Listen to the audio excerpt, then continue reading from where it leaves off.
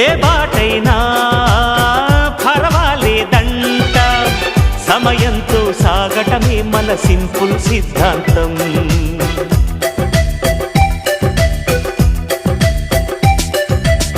చిరుగాలికి పరిమళమిచ్చే సిరిమల్లెల వనమై ఉందాం, గగనాన్ని నేలను కలిపే హరివిల్లుల వంతెన అవుదాం.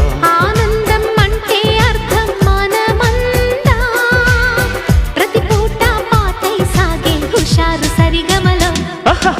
ఎన్నో ఎన్నో రాగాలుండే సంగీతం కాదా, చల్లకి నవ్వుల కేరింత.